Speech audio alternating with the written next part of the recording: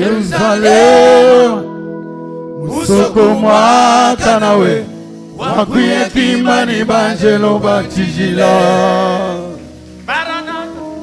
Maranatha Jésus vient bientôt Kalenga tudiano bakwinjila we Igwe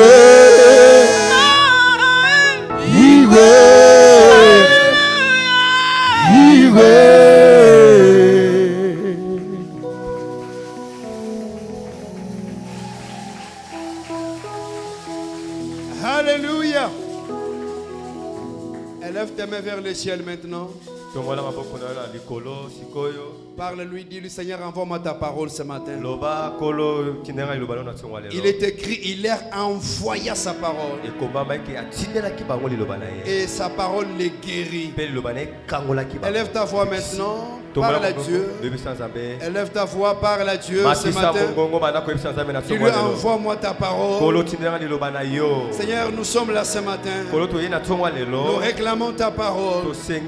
Nous sommes à tes pieds. Nous sommes dans ton temple. Nous sommes chez toi. Parle-nous. Nous sommes venus ce matin afin que tu nous enseignes, que tu puisses nous instruire, que tu puisses nous corriger, que tu puisses nous arranger. Nous sommes dans tes mains comme l'argile dans les mains du potier, afin que tu fasses de nous ce que toi tu veux au travers de ta parole. Au nom de Jésus. Au nom de Jésus. Au nom de Jésus. Au nom de Jésus. Merci Seigneur. Merci Seigneur. Merci Adonai. Que la gloire te revienne ce matin. Que la gloire soit à toi ce matin. Que la gloire soit à toi ce matin. Au nom de Jésus. Amen. Amen. Est-ce que nous pouvons ouvrir la parole de Dieu dans le livre de Luc au chapitre 15? Luc chapitre 15.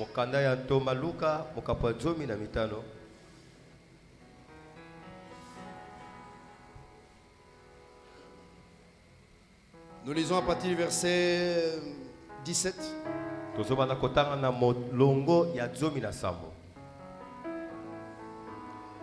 C'est une histoire qui est connue. Nous pouvons relire un tout petit peu plus haut pour vous donner le contexte. Je lis rapidement. Un homme avait deux fils. Le plus jeune dit à son père, mon père, donne-moi la part des biens qui me doit revenir. Et le père leur partagea son bien, verset 13. Peu de jours après, le plus jeune fils, ayant tout ramassé, partit pour un pays éloigné, où il dissipa son bien en vivant dans la débauche. 14. Lorsqu'il eut tout dépensé, une grande famine survint dans ces pays, et il commença à se trouver dans les besoins. 15. Il alla se mettre au service d'un des habitants du pays, qu'il envoyait dans ses champs garder les pourceaux. 16. Il aurait bien voulu se rassasier des carouges qui mangeaient les pourceaux, mais personne ne lui en donnait. 17. Étant rentré en lui-même, il s'est dit, combien de mercenaires chez mon père ont du pain en abondance, et moi je meurs de faim. 18. Je me lèverai, j'irai vers mon père, je lui dirai, mon père, j'ai péché contre le ciel et contre toi. 19. Je ne suis plus digne d'être appelé ton fils, traite-moi comme l'un de tes mercenaires. 20. Il se leva et alla vers son père. Comme il était encore loin, son père le vit et fut ému de compassion. Il courut se jeter à son cou et les baisa. Que Dieu bénisse sa parole. Amen. Nous pouvons nous mettre.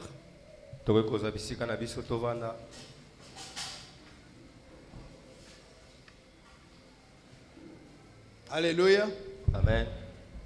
Je vois mon beau-frère Papa Dieudonné Kachala, que Dieu te bénisse. Je vois ma petite sœur Maman Amy qui est là aussi. Que Dieu vous bénisse. Papa, beau-frère Nabiso, Papa Dieudonné Kachala. Amen. Amen. Alors ce matin, nous allons partager rapidement sur la révélation pour accélérer sa destinée. Vous savez, nous sommes tous appelés à vivre chacun le plan de Dieu pour sa vie. Chacun de nous a une destinée en Christ. Parce que la Bible dit que avant que tu ne sois conçu dans le sein de ta mère, je te connaissais. Et la Bible nous dit même que Dieu nous appelait déjà par nos noms. Et la Bible dit que je connais les projets que j'ai formés sur toi. Donc chacun de nous qui est en vie a sur sa vie un projet que Dieu a déjà formé. Chaque enfant qui naît aujourd'hui a sur lui un projet que Dieu a déjà formé. Même si tu as 5 enfants, même s'il y a 12 comme Jacob, chaque enfant est différent. Chaque enfant a un plan de Dieu spécifique sur sa vie. Dans la Bible, dans le livre de Genèse 49, Jacob Israël, avant sa mort, il convoque ses enfants. Genèse 49, verset 1. Il dit, assemblez-vous, fils d'Israël, et je vous annoncerai ce qui arrivera sur chacun de vous dans la suite des temps. Il appelle Ruben, le premier-né. Il parle sur lui. Il appelle Judas, Lévi, Siméon, jusqu'à Joseph. Il prophétise sur chacun d'eux. Alors voici ce qui m'étonne. C'est que quand Jacob parle sur chacun de ses enfants, il a une prophétie spéciale pour chaque enfant. Cela veut dire que chaque enfant ou chaque enfant de Dieu a sur lui une destinée prophétique. Dieu a un plan pour ta vie. Tu n'es pas sur terre au hasard. Tu n'es pas sur terre par accident. Tu n'es pas né parce que ton père et ta mère l'ont voulu. Dans la pensée prophétique, nous devons comprendre que chacun est venu au rendez-vous de Dieu. Tu es sur terre au rendez-vous avec ta destinée que Dieu a déjà écrit avant la fondation du monde. La Bible dit ce qu'il a connu d'avance. Ce qu'il a connu d'avance, il les a aussi prédestinés. Donc Dieu nous a connus dans l'éternité. Et dans l'éternité, il a décidé où tu devrais naître. Dans l'éternité, il t'a choisi des parents. Dans l'éternité, il t'a choisi le pays. Dans l'éternité, il t'a choisi la ville. Même la maternité où tu es né, Dieu avait déjà prédestiné que tu naisses là-bas. Donc toi tu es né par un plan de Dieu. Il faut que tu le saches chaque jour. Je suis en vie. Je suis sur terre parce que Dieu m'a envoyé à son rendez-vous.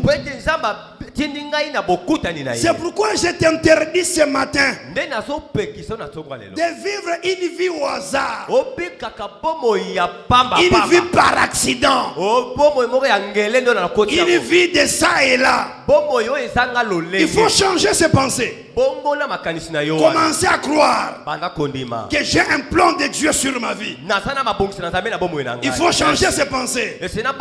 Commencez à se dire, moi je ne suis pas madame n'importe qui. Moi je ne suis pas monsieur n'importe qui. Je viens dire à quelqu'un ce matin que tu n'es pas monsieur tout le monde. Tu n'es pas madame tout le monde. Tu as un plan de Dieu spécifique pour ta vie. Mais il faut le croire. Il faut un changement total de pensée. Les enseignements de la destinée exigent que tu puisses changer ta façon de voir ta vie. Que tu commences à dire, moi j'ai un plan de Dieu sur ma vie. Vous savez, Joseph en Égypte, la chose qui a fait que Joseph ne puisse pas aller avec la femme de Potiphar, ce n'était pas parce que ce n'était pas bon. Non, c'est parce qu'il savait que moi j'ai une vie prophétique. Moi je ne suis pas monsieur tout le monde. Si cette femme l'a fait avec tout le monde, moi c'est différent. Il savait que je ne suis pas un garçon comme tout le monde. Les enseignements de la destinée exigent un changement de mentalité. Exige que chaque jour, quand tu te réveilles, tu te regardes dans le miroir, tu dis, je ne suis pas monsieur tout le monde. J'ai un plan de Dieu sur ma vie. Je ne suis pas madame tout le monde. J'ai un plan de Dieu sur ma vie. Tu regardes tes enfants, tu leur dis, vous n'êtes pas les enfants comme tous les enfants. Vous êtes les enfants de la promesse. Amen. Il y a un plan de Dieu sur vous. Chers parents, rappelez aux enfants que vous n'êtes pas les enfants comme tous les enfants. Vous ne pouvez pas fumer comme tous les enfants. Vous ne pouvez pas boire et fumer comme tous les enfants. Vous ne pouvez pas parler comme tous les enfants. Dites à vos enfants, vous êtes spécial. Vous êtes nés dans le plan de Dieu. Vous avez une vision, une vie prophétique. Dieu a un projet formé sur vous. Est-ce que je parle aux parents ce matin? Amen. Alléluia. Amen. Alors écoutez, la Bible dit, un homme avait 2 fils. Dieu lui a donné 2 enfants, mais il était riche. Alors le plus jeune vient dire à son père, donne-moi la part de mon héritage. Et le papa dit, pas de problème. Si tu penses que tu es assez mature, voici la part de tes biens. Et la Bible dit, il est parti avec très loin. Alors j'aimerais que vous puissiez comprendre.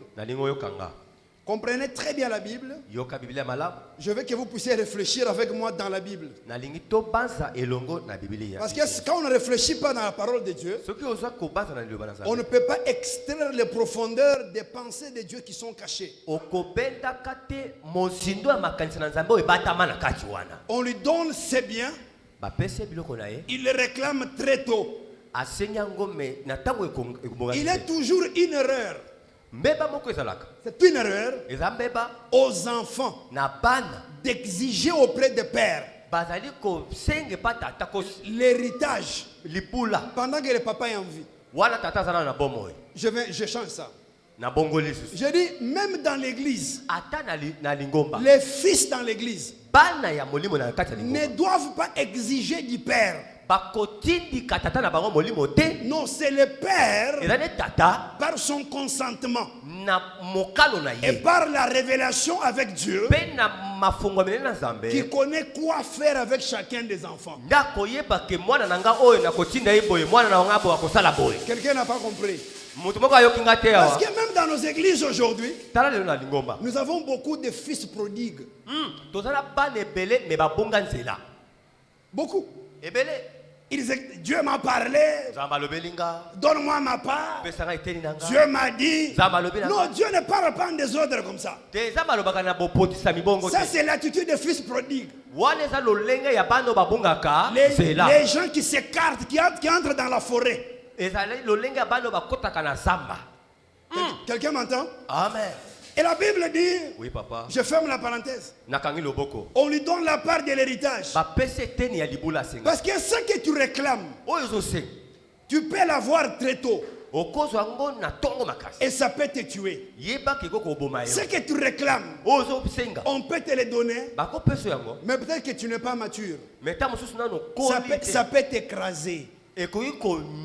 C'est pourquoi on doit apprendre à être patient. Même dans la maison de Dieu, même quand on sert, que ce soit à la chorale, que ce soit au protocole, que ce soit les diacres, les anciens, il faut apprendre à servir en étant patient. Amen. Il y a un temps pour chaque chose. Vous savez, nous avons connu un président ici. Mobutu disait, le fruit quand il est mûr, quand il est mûr, il tombe de soi. Mais le fruit ne tombe que quand il n'est pas mûr, il ne tombe que quand il y a l'ouragan ou la tempête. Amen. C'est-à-dire que c'est une activité satanique de te faire tomber alors que ce n'est pas encore le temps d'être mûr.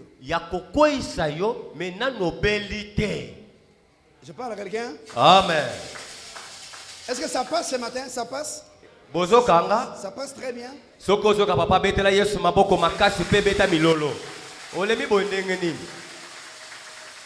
Amen. Amen. Ne vous en faites pas.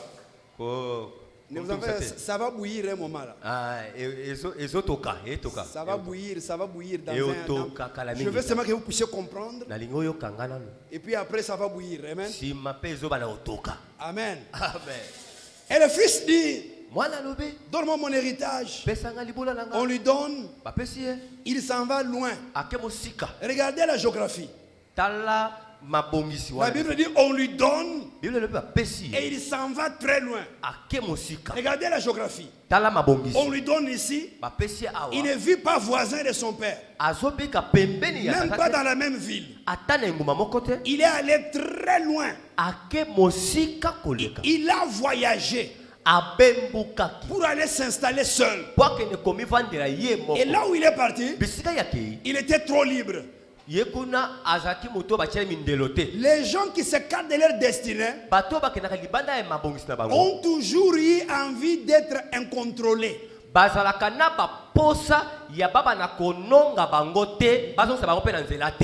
dans l'église, les gens qui n'ont pas une destinée claire, c'est les gens qui ne veulent pas être sous contrôle. Écoutez, amen. Dieu m'a appelé. Il m'a dit, je t'ai établi comme prophète pour la restauration des destinées de mon peuple. Partout où je passe, c'est ça mon message. Et c'est ça mon appel. C'est pourquoi les gens m'écoutent partout.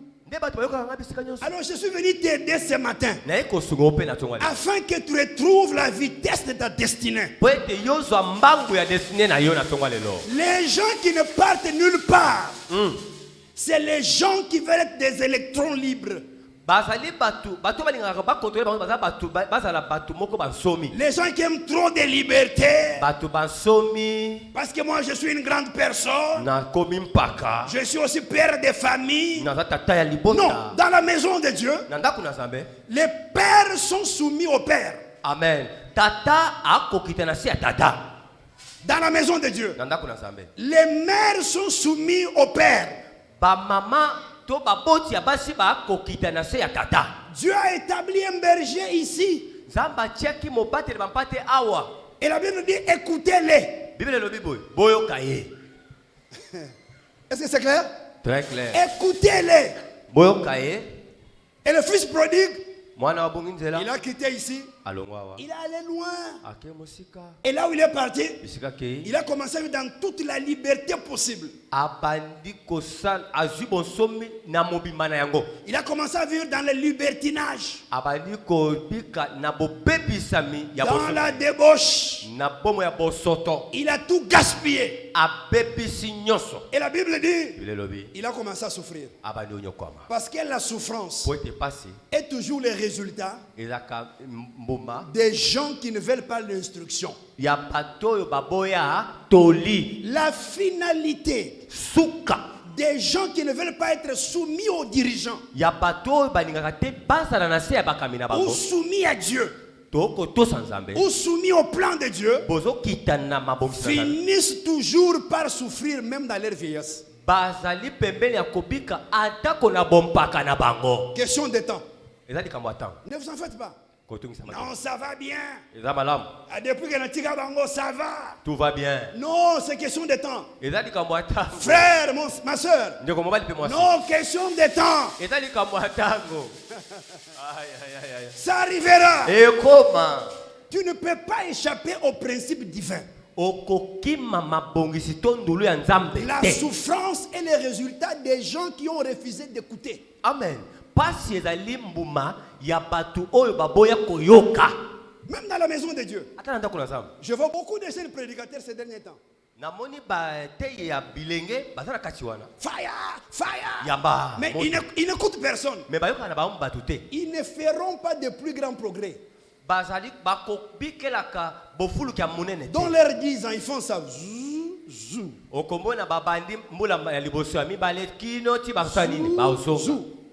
Zou, zou. Comme un avion qui monte et qui s'écrase. Est-ce que je parle à quelqu'un? Amen. Est-ce que je parle à quelqu'un? Amen. La Bible dit, il a commencé à souffrir. Quand il a commencé à souffrir, quelque chose est arrivé. Il a tellement souffert qu'il a dit non, je ne peux pas continuer comme ça. Il a réalisé que sa destinée s'est écartée. Je me suis perdu par rapport à la destinée. Maintenant, regardez ce qui arrive. Ce qui lui arrive pour restaurer sa vie, c'est le verset 17. Et c'est là que nous commençons. C'est maintenant qu'on commence. Amen. Amen. Le verset 17. La Bible dit, étant rentré en lui-même,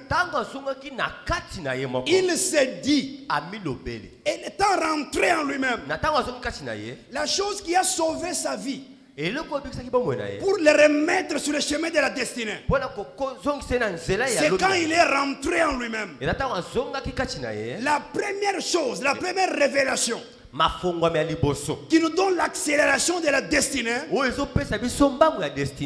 c'est l'auto-évaluation.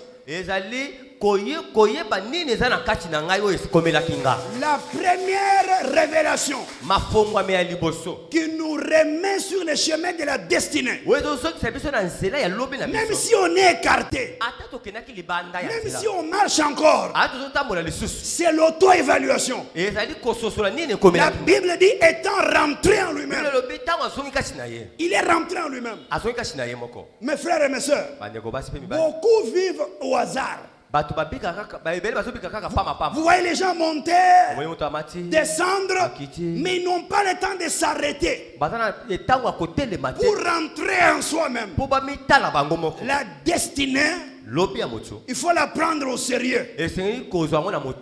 Ta vie, il faut la prendre au sérieux. Le fils prodigue, quand il s'est perdu, il a dit non. La Bible dit étant rentré en lui-même. C'est dans la parole. C'est dans la parole de Dieu. On dit il est rentré en lui-même. Mais regarde-nous. On monte. On descend 2015, 2016, 2017, 2018, 2019, 20. Oh, Covid. C'est pourquoi je ne fais pas de progrès. 21. Mais arrête-toi quand même. Rentre en toi-même. Pourquoi on doit rentrer en soi-même? Pour évaluer sa vie. On ne passe pas dans l'étape supérieure de la destinée si on ne fait pas l'auto-évaluation. C'est comme à l'école. On ne passe pas des classes sans passer par les examens. Il faut s'évaluer. Il faut évaluer tes progrès. Il faut évaluer où tu es.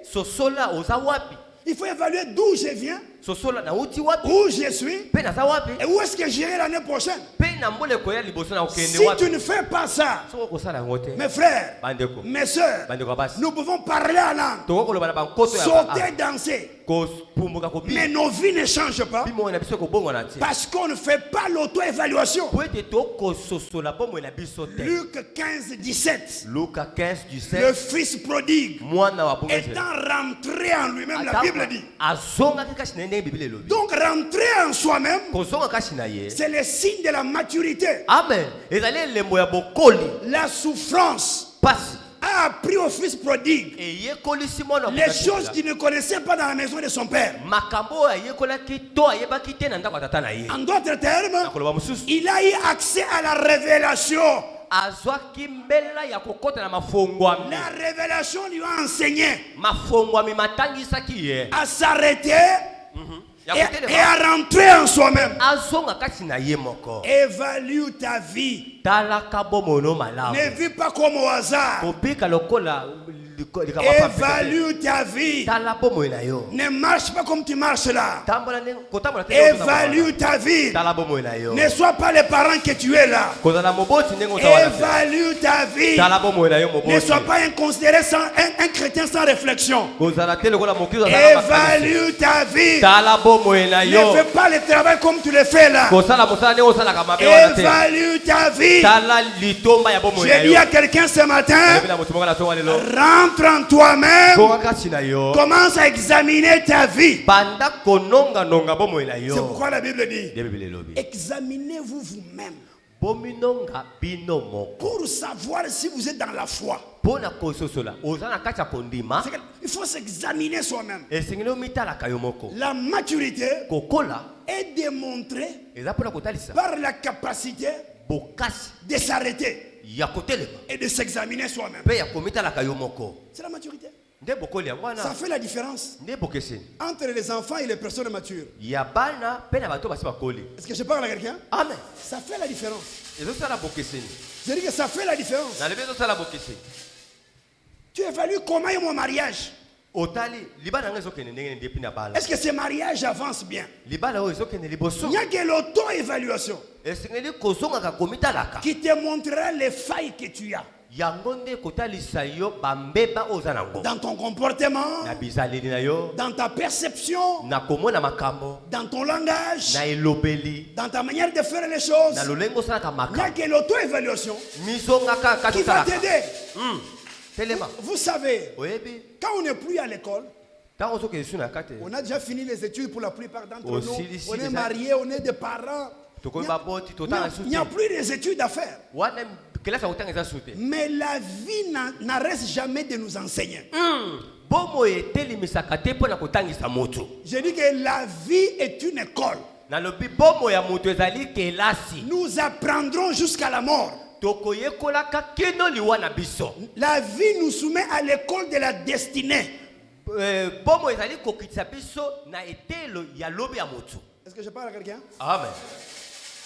L'école de la destinée, c'est l'école de la vie. La destinée, c'est toute une marche vers là où Dieu nous veut. Il faut s'évaluer. Est-ce que c'est clair? Amen. Il faut évaluer. Évalue tes enfants. Évalue ton obéissance à Dieu. Comment est mon obéissance à la parole de Dieu? C'est une évaluation. C'est clair? Très clair. Frère, si on ne fait pas ces choses, si on ne vous enseigne pas ces choses, on ne vous dit pas la vérité. C'est pourquoi nous sommes là pour vous dire la vérité. Et vous dire même des vérités. On peut parler en langue.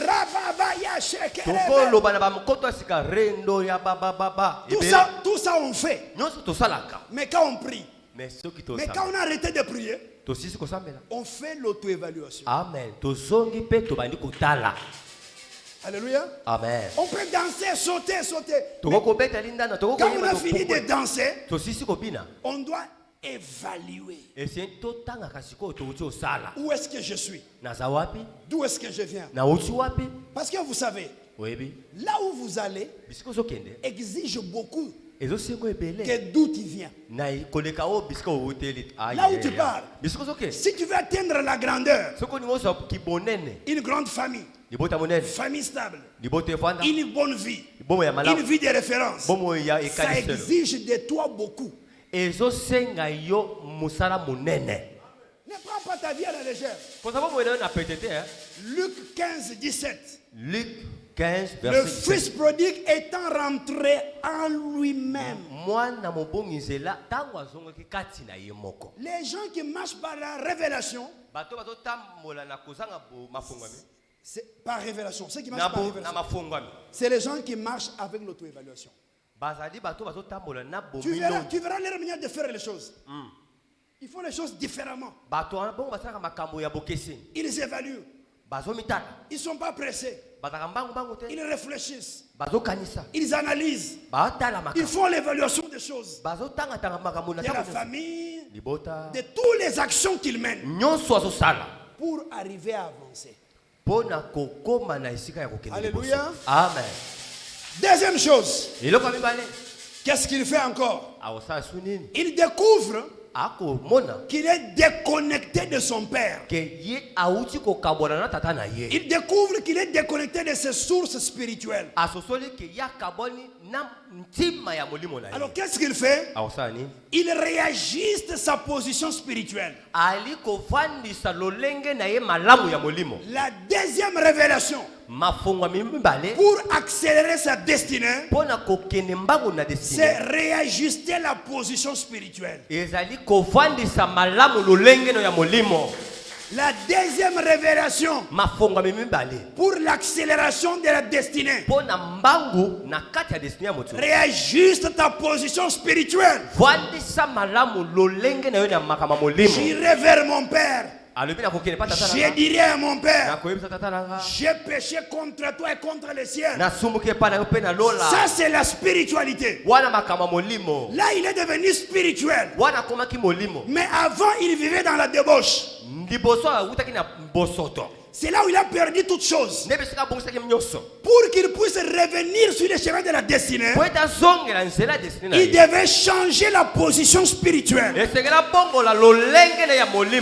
que je parle à quelqu'un ce matin? Amen. Réajuste ta position spirituelle. Comment est ta vie de prière? Comment est ta méditation de la parole de Dieu? Comment est ta marche avec Dieu? Comment est ta marche avec Dieu? Comment est ta marche avec Dieu? Comment est ta vie personnelle de prière? Pas les prières qu'on organise à l'église. Hein, je parle de ta vie personnelle de prière. Où tu éteins les téléphones. Où tu éteins la télé et personne ne marche dans la maison. Et tu commences à prier toi-même. Chez moi à la maison, quand on prie, rien ne bouge. Rien ne bouge. Personne ne marche. Rien, on ne touche à rien. Les enfants, tout s'arrête. Parce que je les ai éduqués. Que la prière, c'est la seule chose que j'ai, qui fait de moi et de nous ce que nous sommes. Alors, quand nous prions, ne bougez pas. On ne touche pas au frigo quand on prie. On ne touche pas au téléphone quand on est en prière. Tout s'arrête dans la maison. Pourquoi c'est la prière? Ils grandissent avec ça dans l'esprit. Ici chez nous, quand on prie, on ne blague pas. On ne touche pas aux babouches, aux chaussures quand on prie. Même les plus petites connaissent. On ne touche à rien quand on prie. Parce que c'est important. Ta vie personnelle de prière, comment elle est? Ta vie chrétienne, comment elle est? Elle est où? Elle est où? Elle est à quel niveau? Tu avances ou bien tu es stationné ou bien tu es recul? Est-ce que je parle à quelqu'un? Amen. Pour retrouver le chemin de sa destinée, il faut réajuster sa position spirituelle. Ne prends pas ta vie spirituelle à la légère. Elle est à la base de ta destinée. Elle est au centre de toutes choses. Je parle à quelqu'un? Amen. Est-ce que tu m'entends très bien? Amen. Frère, ma soeur, réajuste constamment ta vie spirituelle. Constamment. Il faut savoir ce que Dieu veut que tu fasses à chaque moment. Si c'est la prière, c'est la prière. Si c'est l'adoration, c'est l'adoration. Si c'est donner, c'est donner. Est-ce que quelqu'un m'entend? Amen.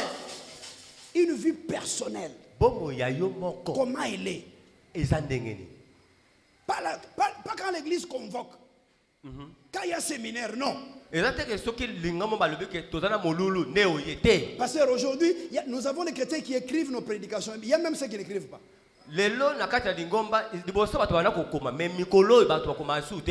Les gens n'écrivent pas. Ils enregistrent. Non. Là, c'est quand on prend la vie spirituelle à la légère.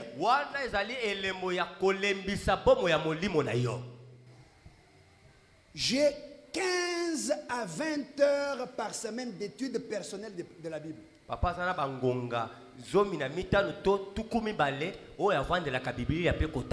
semaine. C'est programmé. Tu ne peux pas m'enlever ça. Même si tu m'amènes des millions, c'est déjà arrangé. Tu ne peux pas me donner un rendez-vous pendant ce temps-là.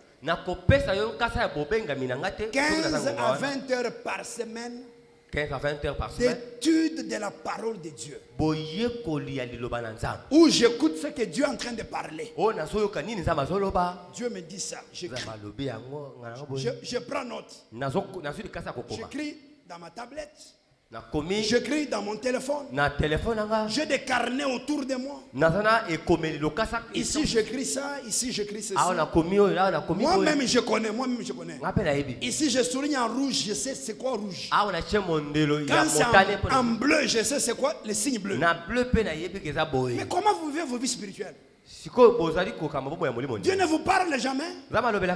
Vous n'écrivez jamais ce que Dieu a dit. Habakkuk chapitre 2. La Bible dit écris écrit sur les tablettes, afin que ceux qui courent puissent lire. Même les 10 commandements, Dieu lui-même a écrit sur les tables de pierre.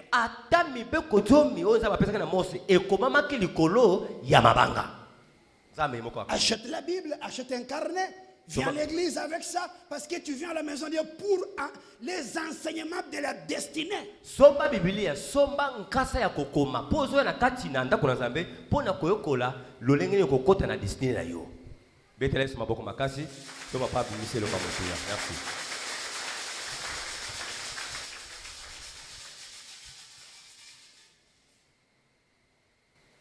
Viens. Yaka. Mon téléphone, j'écris les notes. Partout où je suis, quand Dieu me parle, j'écris. Je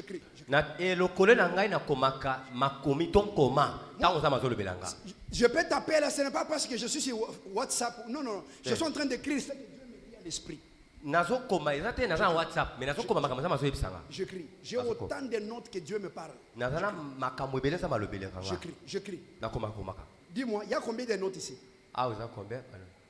402. Il y a encore ici combien? 18. 402 plus 18 égale combien? Égale 420. J'ai au moins 420 notes. 400 révélations que Dieu m'a écrites, qui m'a donné, qui sont écrites ici. Quand je prie, j'ouvre. Je dis, Seigneur, tu m'as dit, le 14 juillet, tu m'as dit, accomplis ta parole. Seigneur, le 14 mars, tu m'as dit ça. J'ai 420 notes dans mon téléphone. Sans compter ce qui est ici. Mais vous allez prier sur base de quoi si vous n'écrivez rien?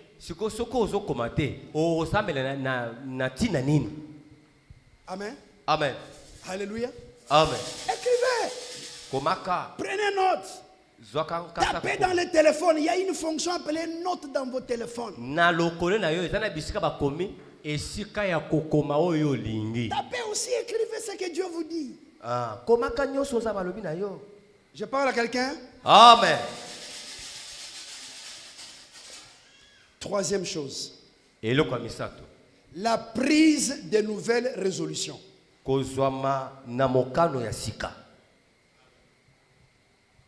Il dit, j'ai beaucoup souffert. Il rentre en lui-même. Il trouve qu'il a beaucoup souffert. Il réajuste sa position spirituelle. Après, il dit, je me lèverai. J'irai vers mon Père. C'est dans la parole de Dieu. Le fils prodigue dit, je me lèverai. Il prend de nouvelles résolutions. Non, ne vis pas comme ça. Il faut prendre des décisions. De nouvelles décisions. De nouvelles résolutions. Est-ce que je parle à quelqu'un? Amen. Il faut s'habituer à prendre des décisions nouvelles.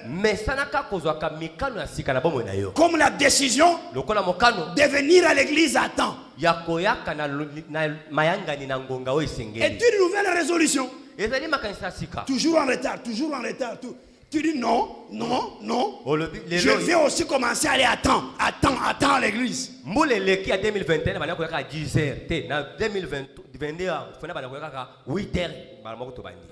Tu m'entends?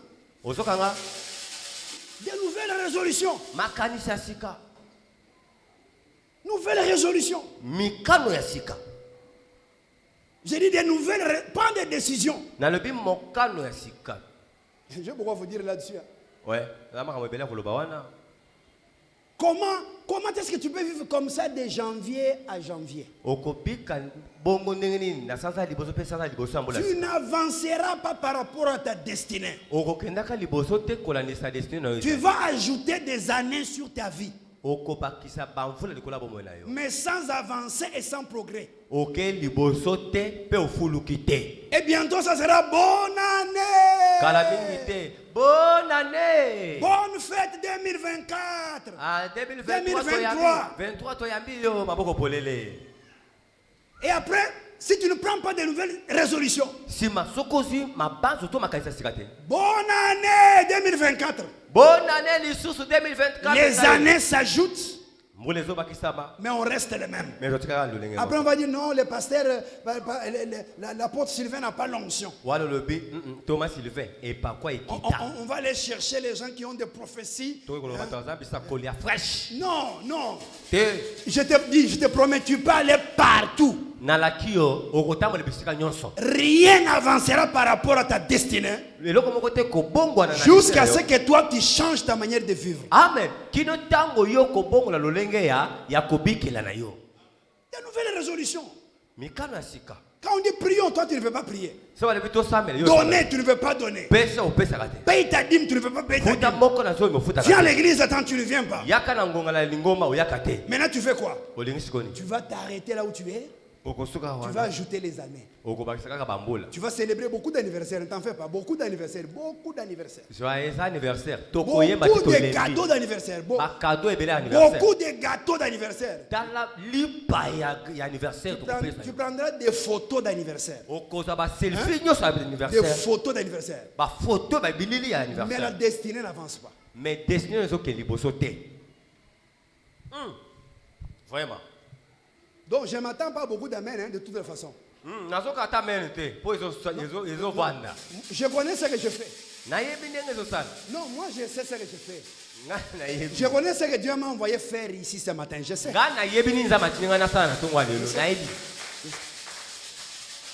J'écoute Dieu.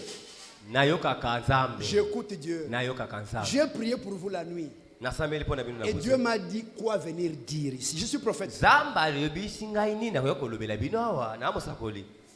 Je peux enseigner partout dans la Bible. Mais Dieu m'a dit c'est ça le message. Ça, pour eux, c'est ça. Est-ce que c'est clair? Très clair. Des nouvelles résolutions. Prends la résolution de se séparer des mauvais amis. C'est une résolution. Une résolution de se séparer de certaines personnes. Les personnes qui n'ajoutent pas à ta vie. Ils retranchent. Les personnes qui n'avancent pas ta vision.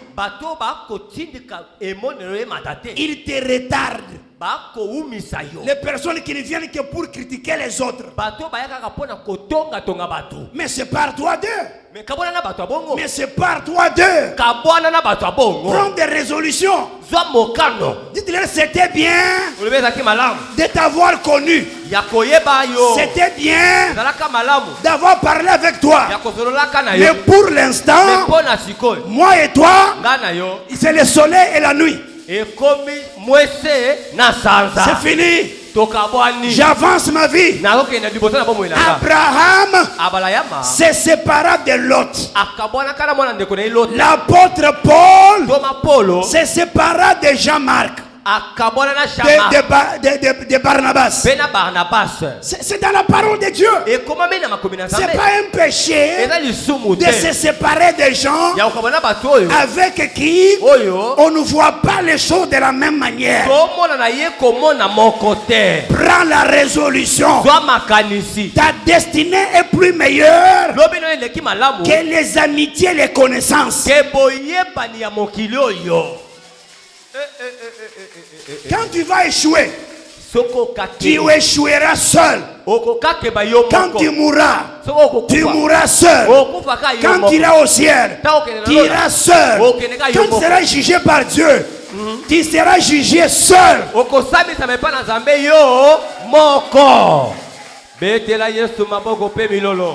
Le problème, oui. Écoutez, je vous ai dit, de toutes les façons, moi je ne suis pas venu pour que vous puissiez dire même Amen. Vraiment. Je suis venu seulement pour que vous puissiez écouter. Toi, écoute seulement. Et la parole fera ce qu'elle doit faire.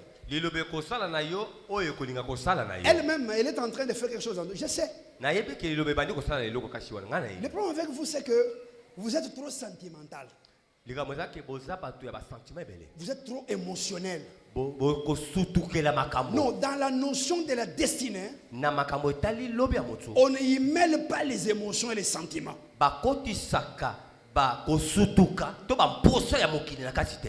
Frère, Quand tu dois mourir, hein, tu meurs seul. Même si tu veux vivre, mais ça ne fait rien. Jésus dit, qui de vous, qui par son inquiétude, peut ajouter même un seul jour à la durée de sa vie? Qui? C'est pourquoi on ne joue pas avec sa vie. C'est ainsi que beaucoup de gens, apôtres, beaucoup de gens échouent leur destinée. Trop de sentiments, des émotions. Il y a des gens qui te disent non, celui-là c'est mon ami avec qui on a étudié à l'école primaire. Et puis quand on étudie avec toi à l'école primaire, et puis ça fait quoi? Moi je vois les choses de cette manière. Toi tu vois les choses de l'autre manière. Même si on a étudié avec toi, même si on a grandi dans le même quartier, ça me fait ni chaud ni froid. J'ai appris dans la leçon de la destinée à ne pas avoir des émotions inutiles.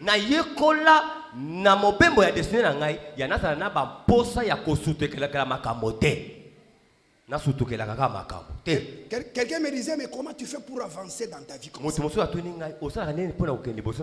Je fais des choses que tu n'es pas prêt à faire. Je lui ai dit que mon secret, je fais des choses. Si je te le dis, tu ne sauras pas les faire. Il pensait que je lui parlais de la magie.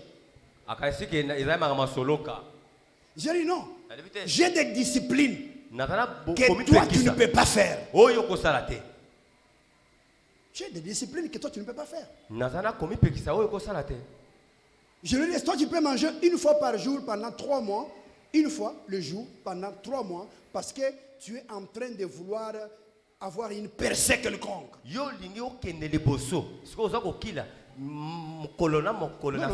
lui ai dit que moi, je peux sacrifier tous les repas pendant 3 mois. Je mange un seul petit repas pendant 3 mois. Jusqu'à ce que j'accomplisse quelque chose que je vais faire. Alors que tu as les moyens de tout manger. Tu as les moyens de tout manger. Mais tu dis je ne mange pas. Jusqu'à ce que j'arrive à ça. Mais vous, vous allez manger. M'entendez, n'est-ce pas? Les disciplines de la prière. Discipline. Beaucoup de disciplines qu'il faut faire. Les gens ne sont pas prêts à le faire, pasteur. Et ils nous font passer du temps. Un frère est venu me voir un jour. Papa, mes affaires ne marchent pas. Il faut prier pour moi. En tout cas, c'est un grand commerçant. Je lui ai dit, est-ce que tu payes ta dîme? Il dit non, ça fait quand même un temps. Je dis non, non, est-ce que tu payes ta dîme? Il a mangé la bouche, comme on dit. Il a mangé la bouche. Je lui ai dit que je ne prie pas pour toi. Tu peux aller n'importe, parce que tu vois, il est un bon commerçant là. C'est un bon commerçant. Il pensait que j'allais trembler devant lui. Alors il ne me connaissait pas bien. Je lui ai dit que tu peux aller chercher un autre pasteur qui peut prier pour toi, pour que tu ne continues pas de payer toujours la dîme. Et puis que lui prie pour toi et que Dieu te bénisse. Moi je sais que comme Dieu m'a appelé, comme je connais la parole de Dieu, je ne peux pas prier pour toi. Le problème que tu as, si tu payes seulement ta dîme, tu n'as même pas besoin de ma prière. Ça va se faire. Ça va commencer. Je l'ai rencontré une année après. Il est venu me dire, papa, vous aviez raison. Je suis allé, on a prié pour moi, je suis là-bas, on a prié. Et puis ça n'a pas marché. Je suis venu t'amener ma dîme. Et j'ai pris, vous savez ce que j'ai fait? Je lui ai seulement dit que Dieu te bénisse. Il pensait que j'allais faire, oh Seigneur Dieu de gloire. Oh. Soit aller, soit retour. J'ai dit non, que Dieu te bénisse. Une semaine après, premier témoignage. 2 semaines après, troisième témoignage. 1 mois après, aujourd'hui, un grand. Les résolutions, j'arrête par là. Prendre des nouvelles résolutions. Mon temps est fini, n'est-ce pas? Il est 11h08. Hein? Qui regarde mon temps? 11h08, mon temps est fini, n'est-ce pas? D'accord, on va prier. On ne peut pas finir toute la Bible. Amen. Amen. Amen. Amen. On se tient debout. Merci. Merci.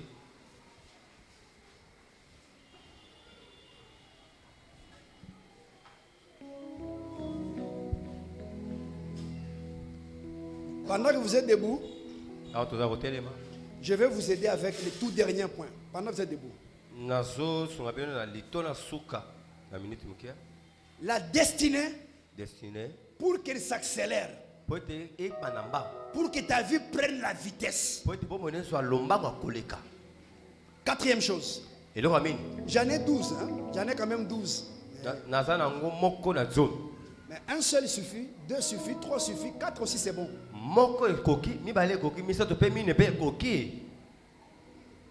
Il faut acquérir la force mentale et la force de penser et la force émotionnelle afin de réussir dans sa destinée. Le fils prodigue n'a pas dit je vais mourir ici. Il a dit je m'élèverai. Il a acquis la force des émotions. Il s'est ressaisi mentalement. Mon frère et ma soeur, la vie ici n'a de respect pour personne. La vie obéit aux gens qui ont la force mentale. Elle obéit. Il faut faire obéir la vie par la force mentale. La force émotionnelle. La force de penser. Ne sois pas quelqu'un qui pleurniche à tout moment. Non, tu peux faire le deuil de la situation pendant toute une vie. Il faut s'élever avec la force mentale de réussir. Dieu dit à Josué, Moïse mon serviteur est mort. Finis les pleurs. Lève-toi. Prends courage. Et tu vas faire traverser ce peuple. Est-ce que vous comprenez, n'est-ce pas? Amen. La force mentale.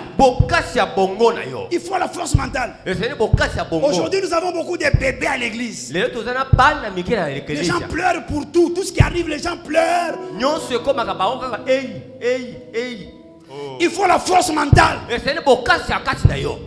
Si je parle à quelqu'un, Amen. Il faut la force émotionnelle.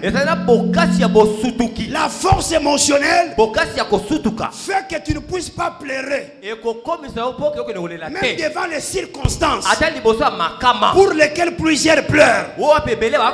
Mais quand toi tu arrives, tu regardes, tu dis je ne pleure pas. David, devant Goliath, il a trouvé tout le monde en train de pleurer.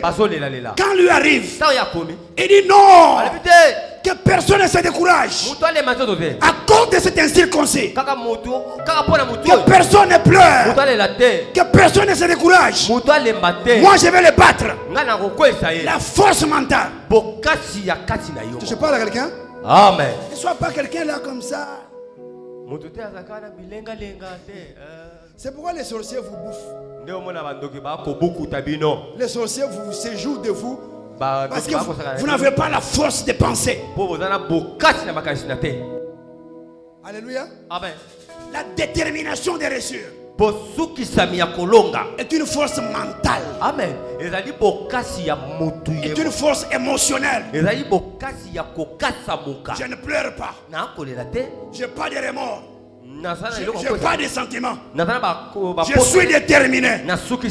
Est-ce que je parle à quelqu'un? Amen. J'ai dit à une jeune sœur qui pleurait, non, je voulais me marier. L'homme m'a abandonné. Il a pris quelqu'un d'autre. J'ai dit, et puis ça fait quoi? Tu te relèves. La force mentale, la force émotionnelle. Tu avances avec ta vie. Et aujourd'hui, elle a avancé. Elle a étudié. Elle a fini. Elle est cadre dans une grande entreprise. Elle me dit toujours, papa merci beaucoup. Papa merci beaucoup. Papa merci beaucoup. Je lui dis, prends la force morale. Ne pleure pas en train de pleurer. Et vous savez ce qui est arrivé? Le mari qui voulait le marier, il est allé se marier. Après il s'est marié. Il a vécu dans son mariage. Il n'a même pas traîné, il est mort. Je dis que la force morale. Aujourd'hui il dit, papa, je ne sais combien te remercier. Est-ce que je parle à quelqu'un? Amen. Est-ce que je parle à quelqu'un? Amen. La force de penser. Pas trop pleurer. Tu trouves les hommes comme si ce sont les hommes en jupe. Il pleure pour tout. Il pleurniche, il se plaigne. Non, dans ce monde, personne n'écoutera quand tu te plains. Lève-toi, prends courage. Avance. On ne t'a pas donné ça. Tu peux t'élever à la voir toi-même. Tu n'as pas eu d'héritage, mais tu peux t'élever, créer l'héritage pour tes enfants. Amen. La force mentale, la force de penser et la force des émotions. Le fils prodigue a dit, je me lèverai, j'irai vers mon père. Et la Bible dit, verset 19, il s'éleva et il alla vers son père. Il s'éleva et il alla vers son père. Il faut s'élever. Je viens de déclarer sur la vie de quelqu'un ce matin. Toi tu t'élèveras, toi tu avanceras, toi tu entreras dans ta destinée glorieuse. Toi tu perceras dans ta destinée. Si tu me crois, crie yes. Yes. Élève tes mains là où tu es.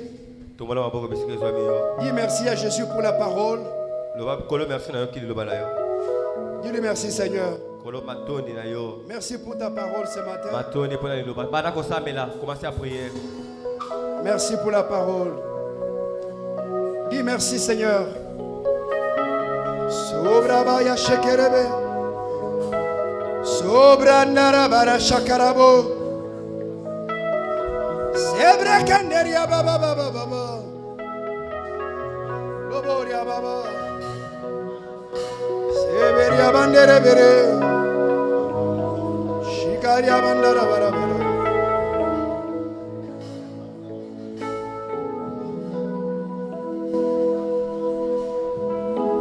Seberia baba. Seberia baba. Seberia baba baba.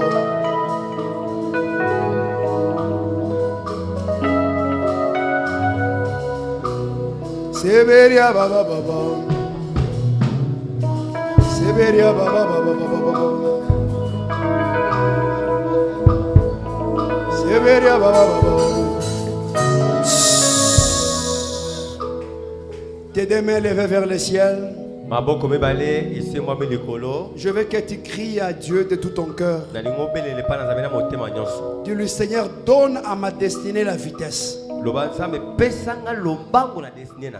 Seigneur, donne à ma destinée la vitesse. Commence à prier. Commence à prier. Commence à prier.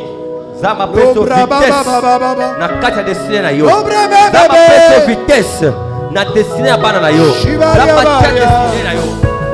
Shibaria baria. Shiboria baba baba baba baba baba baba baba. Baba baba baba baba baba. Lobro baba shigeria baria. Sebre bebe bebe bebe bebe. Labra baba baba baba baba.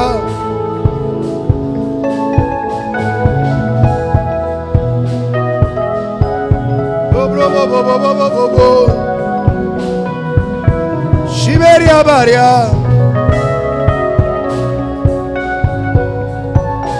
Shiberia baria. Soboria baba baba baba. Speria baba baba baba. Benderia baria baba. Bondoria baba. Seberia baria. Yoka. Tes mains levées vers le ciel. Nous allons prier la dernière prière. Garde tes mains levées vers le ciel. Quelque chose se passe. Le ciel est ouvert au-dessus de ces lieux. Et Dieu écoute nos prières. Je veux que tu pries. Dieu le Seigneur, donne à ma famille, à mes enfants, la vitesse dans leur destinée. Seigneur, donne à ma famille, à mes enfants, la vitesse dans leur destinée. Élève ta voix, commence à prier. Chérie et benderia baba, sobro kondoria baba baba.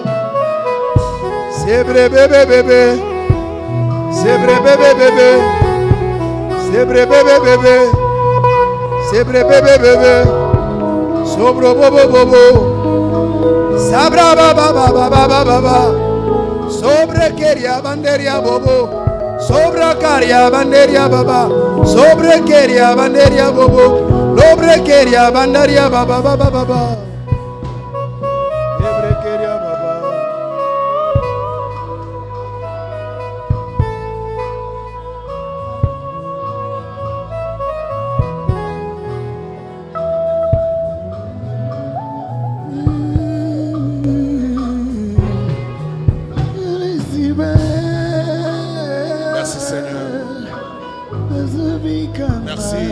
Présence au milieu de nous.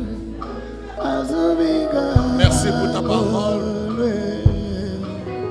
Merci pour notre destinée. Merci pour le courage d'avancer dans notre destinée. Merci pour tout ça. Merci pour cette révélation. Parce que tu es au milieu de nous.